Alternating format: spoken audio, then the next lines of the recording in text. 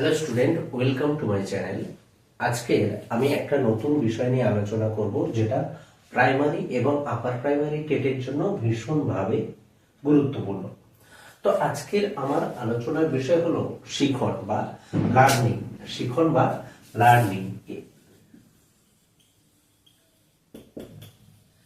শিখন বা লার্নিং নিয়ে আমরা আলোচনা করব। তো সাধারণভাবে শিখন বলতে কি বোঝায় সেটা আগে আমরা দেখব। সাধারণভাবে শিখন হলো আচরণের পরিবর্তন। সাধারণভাবে শিখন কি না, আচরণের পরিবর্তন। আচরণের পরিবর্তনকে আমরা সাধারণভাবে শিখন বলে থাকি।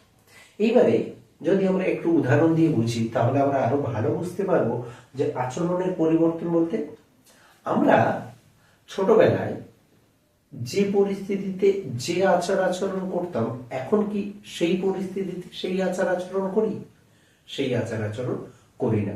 আগে আমরা খিদে পেলে কাঁদতাম, এখন কি আমরা খিদে পেলে কাঁদি? আগে আমরা ব্যথা পেলে সহজে ছোটবেলায় কেঁদে ফেলতাম, এখন কি আমরা সহজে কোনো কিছু ব্যথা পেলে সহজে কেঁদে ফেলি? বা কোথাও আগে ধরো হাঁটতে গেলাম, হাঁটতে গিয়ে কোথাও ধাক্কা লেগে গেল, আমরা কেঁদে ফেললাম। কিন্তু এখন কি হলো, এখন কি আমরা কোথাও হাঁটতে গেলাম, গিয়ে হঠাৎ করে ধাক্কা লাগলো, এখন কি আমরা কাঁদি? কাঁদি না। অর্থাৎ আমাদের আচরণের পরিবর্তন হয়েছে। অর্থাৎ যে পরিস্থিতিতে আমরা যে আচরণ করছিলাম, সেই আচার আচরণ কিন্তু আমরা সেই পরিস্থিতিতে এখন আর করছি না। এই যে আচরণের পরিবর্তন, এই পরিবর্তনকে সাধারণভাবে আমরা শিখন বলে থাকি। এইবারে এই শিখন সম্পর্কে ম্যাকগিওক বলে একজন সাইকোলজিস্ট, ম্যাকগিওক কি বলছে, এই ম্যাকগিওকের সংজ্ঞাটা কিন্তু শিখনের যে সংজ্ঞা বা যে সমস্ত সংজ্ঞা বিভিন্ন মনোবিদরা দিয়েছে, সেই সমস্ত সংজ্ঞাগুলির মধ্যে এই ম্যাকগিওকের সংজ্ঞাটা ভীষণভাবে গুরুত্বপূর্ণ। মানে এই ম্যাকগিওকের সংজ্ঞাটা একটা পরিপূর্ণ শিখনের সংজ্ঞা। তো ম্যাকগিওক কি বলছে, বলছে অতীত অভিজ্ঞতা ও প্রশিক্ষণের প্রভাবে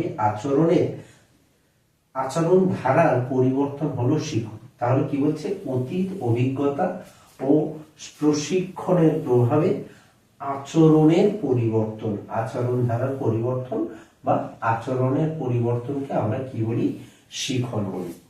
তো তাহলে ম্যাকগিওকের যে সংজ্ঞা, সেই সংজ্ঞাতে আমরা কয়েকটা জিনিস, শিখনের জন্য কয়েকটা জিনিস ভীষণভাবে গুরুত্বপূর্ণ, সেটা আমরা বুঝতে পারছি। প্রথমত কি, এখানে কি বলছে, অতীত অভিজ্ঞতা।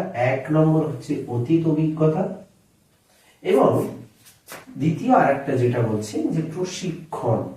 অর্থাৎ আমরা যে পরিস্থিতিতে যে আচরণ করছিলাম, সেই পরিস্থিতিতে যখন দেখছি সেই আচরণ করা উপযুক্ত নয়, তার থেকে অন্য আরো ভালো আচরণ করা যেতে পারে। ধরে নাও কোন একটা সমস্যায় আমরা পড়েছি, সেই সমস্যা সমাধান করতে গিয়ে আমরা প্রথমে কি না, বিভিন্ন রকম পথ চয়ন করি সেই সমস্যার সমাধানের জন্য, এবং সেই পথের মধ্যে বেশ কিছু পথ হয়তো ভুল, যে মানে প্রসেস হচ্ছে ভুল, যে এইভাবে এটা করা যায় না। তারপর এইভাবে ভুল করতে করতে করতে করতে সেই ভুলগুলো শোধরাতে শোধরাতে আমরা কি সঠিক আচরণ করি।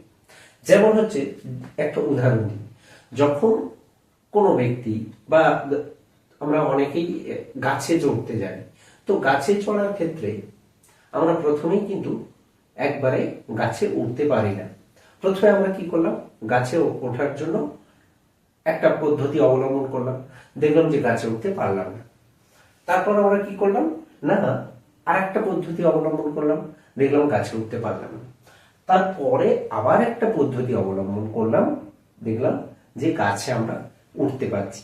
তো তাহলে আমরা শিখলাম যে এইভাবে গাছে উঠতে হয়। প্রথম দুটো পদ্ধতি হচ্ছে ভুল, সেটা থেকে আমরা বুঝলাম যে প্রথম দুটো যে দুই রকম ভাবে আমরা উঠতে চাইছিলাম, সেইভাবে ওঠা যায় না। এখন যেভাবে আমরা উঠতে পারলাম, এটা হচ্ছে সঠিক পদ্ধতি। এইবারে পরবর্তী সময় আমরা যখন আবার গাছে উঠতে যাব, আমরা কিন্তু সেই আর ভুল পদ্ধতিটা অবলম্বন করব না, যেটা সঠিক, যেটার মাধ্যমে আমরা গাছে উঠতে পেরেছি। বা আমরা কি না, আরো ভালো কিভাবে ওঠা যায়, আরো ভালো আরো সহজে কিভাবে ওঠা যায় সেই পদ্ধতি আমরা অবলম্বন করি। তো এই যে পরবর্তী সময়ে আমরা যে নতুন যে পদ্ধতি বা নতুন যে কায়দা আমরা তৈরি করলাম, যে এর থেকে আরো ভালোভাবে এটা ওঠা যায়, এটা কিসের উপর ভিত্তি করে? না, অতীত অভিজ্ঞতার উপর ভিত্তি করে। তো আমাদের প্রত্যেকটা আচার আচরণের পেছনে বা প্রত্যেকটা শিখনের পেছনে কিন্তু একটা অতীত অভিজ্ঞতা থাকে, যে অভিজ্ঞতার দ্বারা আমরা বুঝতে পারি যে কোন পরিস্থিতিতে কি আচরণ করা সঠিক, অতীত অভিজ্ঞতার ফলে। তো এই অতীত অভিজ্ঞতার ফলে যখন আমাদের আচরণে অতীত অভিজ্ঞতা এবং প্রশিক্ষণ, আমরা অনেক সময় বিভিন্ন প্রশিক্ষণ নিয়ে থাকি, সেই প্রশিক্ষণের দ্বারা আমরা বুঝতে পারি যে কোন আচরণ বা কোন কাজটা কিভাবে করা প্রয়োজন। তো সেটাই বলছে, প্রশিক্ষণের প্রভাবে যখন আমাদের আচরণের যে পরিবর্তন, সেই পরিবর্তন ঘটবে, তখন কিন্তু তাকে আমরা শিখন বলবো। তাহলে শিখনের সংজ্ঞায় দুটো জিনিস আমাদের ভীষণভাবে গুরুত্বপূর্ণ, মানে শিখনের সংজ্ঞায় এই দুটো জিনিস অবশ্যই থাকতে হবে। এক নম্বর হলো কি? অতীত অভিজ্ঞতা, অতীত অভিজ্ঞতা। আর দ্বিতীয়ত কি? আচরণের পরিবর্তন, আচরণের পরিবর্তন। এই দুটো জিনিস কিন্তু শিখনের সংজ্ঞায় অবশ্যই থাকতে হবে। অর্থাৎ শিখন যখন তোমরা বলবে বা শিখন সম্পর্কে আলোচনা করবে, তখন কিন্তু তোমার কথার মধ্যে এই দুটো শব্দ, এই দুটো মানে দুটো কথা হচ্ছে তোমার মধ্যে থাকতে হবে। একটা হলো অতীত অভিজ্ঞতা এবং আচরণের পরিবর্তন। অর্থাৎ অতীত অভিজ্ঞতাকে কাজে লাগিয়ে যখন আমরা আমাদের আচরণের পরিবর্তন ঘটাই, তখন তাকে কিন্তু শিখন বলে। এটাই হলো শিখনের মূল কথা। তো এখন আমরা দেখব শিখনের বৈশিষ্ট্য। শিখনের বৈশিষ্ট্য অর্থাৎ আমরা যে সংজ্ঞা আলোচনা করলাম, সেই সংজ্ঞা থেকে আমরা বেশ কিছু বৈশিষ্ট্য, কিন্তু শিখনের বৈশিষ্ট্য আমরা পাবো। তো সেই যে বৈশিষ্ট্যগুলো আমরা পাবো, সেই বৈশিষ্ট্যগুলো বা যেগুলো পাবো, সেগুলো থেকে আমরা কি কি সংজ্ঞা থেকে কি কি পাচ্ছি আগে আমরা দেখি। প্রথমে আমি যখন শিখনের সংজ্ঞা আলোচনা করলাম, তখন আমি দুটো জিনিসের কথা বললাম। একটা হলো তার মধ্যে একটা পূর্ব অভিজ্ঞতা, অর্থাৎ পূর্ব অভিজ্ঞতা। প্রত্যেকটা শিখনের পেছনে আমাদের কি থাকে? তা পূর্ব অভিজ্ঞতা। অর্থাৎ সেই জন্য শিখনকে বলছে একটি পূর্ব অভিজ্ঞতা ভিত্তিক প্রক্রিয়া। প্রথম পয়েন্ট তাহলে কি? পূর্ব অভিজ্ঞতা ভিত্তিক প্রক্রিয়া বা পূর্ব অভিজ্ঞতা ভিত্তিক। অর্থাৎ প্রতিটা শিখনে, আমি যখন শিখনের সংজ্ঞা বললাম, সেখানে আমি কি বললাম যে প্রতিটা শিখনের ক্ষেত্রে আমাদের কিন্তু পূর্ব অভিজ্ঞতা থাকে, যেটাকে আমরা বলছি অতীত অভিজ্ঞতা। অতীত অভিজ্ঞতা বললাম, সেটাই হচ্ছে পূর্ব অভিজ্ঞতা। তারপরে কি না? নতুন আচরণ। তারপরে কি? সংজ্ঞাতে আমরা কি দেখেছি? নতুন আচরণ, অর্থাৎ আচরণের পরিবর্তন। অর্থাৎ আচরণের পরিবর্তন হয়ে নতুন আচরণ আমরা আয়ত্ত করি। সেই জন্য বলছে যে শিখনের একটি বৈশিষ্ট্য হলো নতুন আচরণ আয়ত্ত করা। অর্থাৎ আমরা যে আচার আচরণ করছিলাম, সেই আচার আচরণের পরিবর্তন ঘটিয়ে আমরা নতুন আচরণ আয়ত্ত করছি। তারপরে কি বলছে? যে অনুশীলন নির্ভর। অনুশীলন নির্ভর বলতে কি? আমরা যখনই কোনো কিছু শিখি, সেই শেখাটা আমাদের কখন ভালো হয় না? যখন আমরা অনুশীলন করি, বা আমি যে অভিজ্ঞতাটা অর্জন করলাম, সেই অভিজ্ঞতাটা যত বেশি আমি অনুশীলন করব, তত কিন্তু আমার শিখন তত ভালো হবে। সেই জন্য শিখনটাকে বলছে একটি অনুশীলন নির্ভর একটি প্রক্রিয়া। তারপরে কি বলছে? যে শিখন হলো একটি ধারাবাহিক প্রক্রিয়া। শিখন হলো একটি ধারাবাহিক প্রক্রিয়া। অর্থাৎ একটা জিনিস আমরা শিখলাম, তারপর আর একটা জিনিস শিখলাম, তারপর আর একটা জিনিস শিখলাম, বা ধরে নাও কোনো একটা জিনিস আমরা শিখেছি, সেই জিনিসটা আরো ডেভেলপ হবে কি করে, বা সেই যেটা আমরা শিখেছি সেটা আরো বেটার হবে কি করে, সেটা কিন্তু আমরা আস্তে আস্তে আস্তে আস্তে যত দিন যায় আমরা সেই জিনিসটাকে আরো ডেভেলপ মানে করতে থাকি। আমাদের যে আচার আচরণ, সেই আচার আচরণ যে পরিবর্তন হচ্ছে, যে আচার আচরণ আগে আমরা করছিলাম, সেই আচার আচরণ আস্তে আস্তে আস্তে আস্তে ধীরে ধীরে ধীরে ধীরে পরিবর্তন হচ্ছে কিসের মাধ্যমে? আমাদের শিখনের মাধ্যমে। তার ভিত্তি কি আছে না? আমাদের অতীত অভিজ্ঞতা। তো এই যে ধীরে ধীরে ধীরে ধীরে আমাদের আচরণ, আজকে এই বয়সে এসে আমরা যে আচার আচরণটা করছি, সেই আচার আচরণটা কিন্তু একবারে আসেনি বা একবারে হয়নি। ধীরে ধীরে ধাপে ধাপে ধাপে ধাপে আমাদের আচার আচরণ পরিবর্তন হয়েছে। সেই জন্য এটাকে বলছে একটি ধারাবাহিক প্রক্রিয়া। তারপরে কি বলছে? যে এটি একটি ব্যক্তি নির্ভর প্রক্রিয়া। ব্যক্তি নির্ভর প্রক্রিয়া কেন বলছে না? প্রতিটা ব্যক্তির ক্ষেত্রে শিখন আলাদা। যেমন হচ্ছে আমি এখানে একই জিনিস কিন্তু তোমাদের শেখাচ্ছি, কিন্তু তোমরা প্রত্যেকে আলাদা আলাদা ভাবে শিখছো। তার কারণ কি না? আমাদের প্রত্যেকের বুদ্ধি, প্রত্যেকের মনোযোগ, প্রত্যেকের শোনার যে ক্যাপাসিটি, সেই প্রত্যেকটা জিনিসই হচ্ছে আলাদা। এই যে আলাদা, আমরা প্রত্যেকেই প্রত্যেকের থেকে আলাদা। আমাদের প্রত্যেকের